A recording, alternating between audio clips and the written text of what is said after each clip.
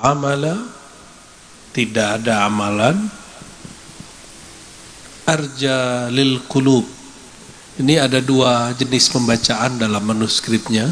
Ini kan sudah cetakan ya, manuskrip itu yang masih tulisan tangannya. Ada satu manuskrip menyebutkan arja lil qabul, yang lebih diterima. Lalu ada yang menulis arjalil qulub ya. Ternyata saya menerjemahkannya lebih diterima, tapi yang tertulis lil qulub. Jadi sebenarnya yang lebih tepat adalah lil qabul. Tidak ada amalan yang lebih diterima. Nah, mau tahu amalannya diterima atau enggak? Kalau kita beramal sholat, bisa tahu enggak sholatnya sah atau batal? Sah atau batal? Untuk tahu. Ya, sah itu sah batal ilmu fikih atau ilmu tasawuf? Bang Dik kalau sholat nggak baca Fatihah, sholatnya sah atau batal? Batal. Kok tahu? Itu ilmu fikih. Bang Dik sholat tapi nggak baca assalamualaikum, langsung ngomong, langsung buka handphone. Karena handphonenya getar, sebelum assalamualaikum udah buka handphone. Sholatnya sah atau batal? Batal. Oke. Sekarang ilmu tasawuf. Dalam ilmu tasawuf yang dipelajari bukan sah batal, tapi qabul aurat, diterima atau ditolak. Jadi bisa diketahui amalan kita diterima atau ditolak. Meskipun ada satu dua ulama terdahulu yang tidak tahu ilmu dirinya diterima atau ditolak, sehingga ada yang mengatakan, seandainya aku tahu amalku diterima, aku berharap mati segera, karena saat itu berarti aku dianggap muttaqin indallah, bertakwa. Itu makom dia ya. Kalau Imam Ghazali nggak begitu ngomongnya. Kata Imam Ghazali, ilmu tasawuf itu ilmu mengetahui indikator ibadah kita diterima atau tidak. Malam ini banyak yang khidmat untuk ribat ya, Bang Do dan timnya, dan juga siapapun lah ya, sampai Joglo ini. Joglo ini saya nggak bayar loh Pak, 1% pun. Tahu-tahu ada aja yang kirim dari Jawa Tengah. Ya, semoga Allah berkahi beliau ya. Termasuk itu tempat duduknya juga beda lagi tuh orang itu. Apa tatakannya itu udah beda lagi. Nggak ngeluarin sama sekali. Tapi Allah pilih ansaruhu, penolong-penolongnya. Maka berbahagialah orang yang disebut penolong-penolongnya ya. Karena itu disebut nanti keluarganya Allah Subhanahu wa ta'ala. Apa ciri-cirinya dia diterima amalnya apa enggak? Termasuk yang khidmat malam ini, termasuk Bang Dik ini diterima enggak? Kan selama di ribat enggak pernah kita kasih honor ya. Enggak ada kan? Enggak ada Bang Dik. Honornya di sisi Allah aja, insya Allah ya. Boro-boro mikirin. Yaitu amalan yaghibu anka syuhuduhu. Dua aja. Pertama, yaghibu, gaib anka dari dirimu, syuhuduhu, menyaksikannya, memandangnya, menganggapnya. Engkau tidak memandang dirimu yang berbuat. Engkau tidak memandang engkau kerepotan. Jadi jangan ngomong gini, gue udah capek-capek nih gak disapa sama Buya nih gitu ya. Gue udah capek-capek nih gak dihargai nih gitu. Mau disapa saya atau disapa Allah? Hah? Mau disapa guru yang terbatas, cuma insan dhaif, guru yang ya tubuhnya sangat lemah, atau disapa ya ayat Tuhan nafsul mutmainnah oleh Allah yang maha tahu dan maha mengerti. Allah itu menyebut dirinya alimun khabir, sangat mengerti bahkan hal-hal yang kecil. Ini malam ini apapun niatnya datang ke sini Allah tahu. Apapun perjuangannya di jalan tadi Allah tahu. Mungkin ada yang macam-macam lah perjuangannya di jalan. Itu Allah sangat mengerti. Bahkan mungkin ada satu dua yang duitnya lagi kehabisan, pengen datang juga ke majelis. Allah tahu kok. Tapi semoga Allah cukupkan semua ya. Amin ya rabbal alamin. Ini nggak usah merasa memandang diri. Nah, memandang diri beramal itu namanya riya. Ru'yatul amal, memandang diri beramal itu riya. Riya itu nggak usah kemudian dipuji orang, nggak usah kemudian disanjung-sanjung orang, itu level lain. Riya paling kecil itu ketika saya memandang diri saya lah yang beramal. Kalau orang sudah mulai begini, dia akan mulai baperan, dia akan mulai tersinggungan, dia akan mulai merasa dirinya penting. Hati-hati, yang ngurus masjid, ngurus masyarakat, ngurus kota, ngurus negeri, ngurus satu provinsi, apalagi ngurus negara. Kita doakan ya pemimpin kita sekarang yang ada, beliau bukan orang yang memandang dirinya beramal. Karena sebanyak berapa kali dia nyalon kan nggak jadi-jadi, ya nggak jadi-jadi kan.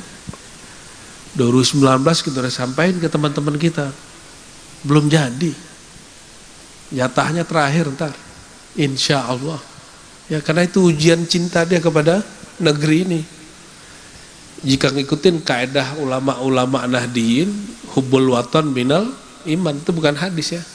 Cinta negeri bagian dari iman. Kalau kaedah ini benar, maka semakin kuat cinta kepada negeri, semakin kuat imannya. Kok cinta ke negeri bagian dari iman? Coba, hari ini orang di Sudan itu 2 jenderal perang, Bang Dik. Di Suriah baru aja mau tenang, tapi sudah mulai rusuh lagi dikit-dikit. Di mana lagi? Di mana yang sekarang lagi rame? Ya, Iran presidennya dibunuh beberapa bulan yang lalu, apalagi cuma seorang pemimpin organisasi. Presiden Iran dibunuh, Pak, atau dimatiin, ya dibuatlah kisahnya pesawatnya jatuh, ya kan? Kok bisa gitu pesawat presiden jatuh, itu kok bisa? Yang menteri-menterinya gak jatuh, apalagi cuma seorang ketua organisasi pergerakan, mudah sekali matiinnya. Konflik di mana-mana. Alhamdulillah negeri kita aman. Alhamdulillah. Buat majelis, antum buat majelis di sini, ini pernah nggak polisi datang bubarin? Ada nggak? Kalau di sini polisi bubarin, kita bubarin balik dia, ya kan? Begitu orang Indonesia. Nggak ada. Itu nikmat bernegara. Karena nomor 1 di Pancasila itu ketuhanan yang Maha Esa. Justru kemanapun saya ngaji, saya bersamain mereka kok. Mereka duduk samping kiri kanan kita. Tanda dia polisi berketuhanan yang Maha Esa, tentara yang berketuhanan yang Maha Esa. Alhamdulillah. Kalau enggak kita pertanyakan Pancasila dia. Ya lebih Pancasila aneh aja yang jadi anggota, ente nggak usah kan gitu kan. Kira-kira begitu ya. Negeri kita diberkahi dengan satu kalimat dari Soekarno dan Hatta dulu, dengan rahmat Allah Subhanahu wa ta'ala. Kalimat itulah yang sampai hari ini nggak habis-habis. Kalimat dengan rahmat Allah itu terjemahan dari birahmatika ya arhamar rahimin. Dengan rahmat engkau, rahmat Allah itu berapa semua? Kata Allah Ta'ala, rahmatku aku simpan 100. 1 diambil, dibagi, diciptakan dunia, nikmat dunia dari awal sampai akhir, itu baru suatu rahmat yang Allah bagi. Sisanya berapa? 99 ya. 99 itu bukan di akhirat. Rahmat itu sifat Allah. Itu ada pada zat Allah Subhanahu wa ta'ala. Yang ada di sorga itu sebagiannya ya. Karena sorga itu 2, ada surga syahwat, ada surga ma'rifat. Nah, surga yang disebut, surga itu ada 100 tingkat. Yang antum pelajari surga berapa macam? Cuma 7 lah. Terus sisanya mana? 99 loh. Kata Allah dalam hadis qudsi itu, dalam hadis Imam Muslim, Allah punya 99 rahmat yang belum dibagi. 99 rahmat yang belum dibagi. Di sorga itu kawin, makan, tidur, kawin, makan, tidur, kawin, makan, tidur, main-main, begitu aja kerjaannya. Kalau itu di dunia juga ada kan? Juga ada. Loh katanya kan irji'i ila rabbiki radiyatan, artinya pulang kepada Allah dulu. Berarti nikmat surga syahwat itu baru sebagian daripada yang 99 itu. Ya nggak tahu berapa persen lah di situ. Maka disebutkan dalam hadis qudsi yang luar biasa, itu hadis yang ulang-ulang kapanpun itu dan indah sekali. Setiap pagi dan petang, pagi dan sore, Allah bukalah tabir langit. Langitnya sorga beda dengan langitnya bumi. Kalau kita lihat ke atas itu langit bumi. Langitnya sorga lantung arash. Disingkapkanlah tabir hijab aras, lalu Allah menampakkan wajhullah, salah satu wajahnya. Wajah Allah itu banyak bang Dik, ya, tapi jangan dibayangkan wajah-wajah seperti patung-patung, itu bukan, ya. Di saat mereka sujud memandang Allah, jadi mandang Allahnya sujud langsung. Di saat itu mereka lupa dengan semua nikmat surga. Yang itu yang dapat cuma surga Firdaus doang, surga tertinggi. Surga bawahnya nggak dapat ketemu Allah, karena mereka memang tidak pernah berniat jumpa Allah. Mereka niat sholat itu masuk surga, gitu. Niat sedekah itu supaya masuk surga, niat haji umroh biar masuk surga, niat puasa biar masuk surga, bukan untuk Allah. Maka Allah kasih. Saya mau tanya, Allah butuh nggak sama sholat antum? Enggak. Sama zakat kita? Tidak. Terus kenapa gaya bener ngomong gini? Ini udah sholat, udah zakat, masih aja susah hidup. Allah itu gitu amat. Urusan ente pemalas, ente gak istiqomah kerja, nggak skillnya nggak bagus, terus Allah yang disalahin. Itu murka Allah 2 kali ntar, karena sudah berprasangka kepada Allah SWT. Dan ini orang lupa. Dosa terbesar itu setelah syirik, ya, setelah durhaka ke orang tua dan segala macam itu, yang paling sering dilupakan orang adalah berburuk sangka kepada Allah Subhanahu wa Ta'ala. Itu yang disebut di hadis Nabi, hadis Imam Muslim. Jangan kamu mati illa, ya, wa antum tuhsinuz zanna billah, kecuali sedang berbaik sangka kepada Allah Subhanahu wa Ta'ala. Berbaik sangka ke Allah itu berbaik sangka ke wali-wali Allah, kekasih-kekasih Allah, ya. Allahumma sholli ala sayyidina Muhammad wa ala Muhammad. Jadi surga ma'rifat itu lebih dari sekedar hubungan intim, hubungan badan, makan, minum, enggak, lebih dari itu. Dan disebutkan di situ mereka lupa semua nikmat itu. Bayangin coba. Baru memandang salah satu wajah arsyahnya, boleh kita sebut wajah yang Allah tajallikan lewat bagian bawah arsy itu. Kira-kira nih, ya, antum kan bayangan Allah itu masih tegang, ya. Cantiknya bidadari itu cuma percikan dari nur Nabi Muhammad SAW.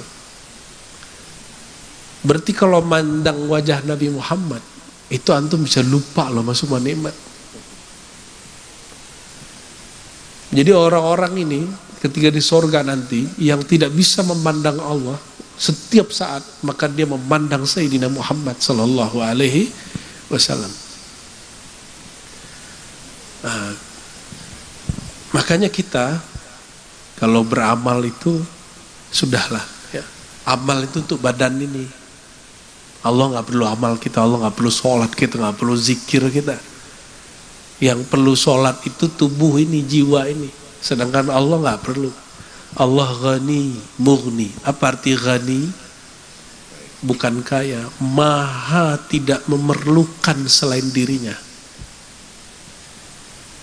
Itu arti dari ghani.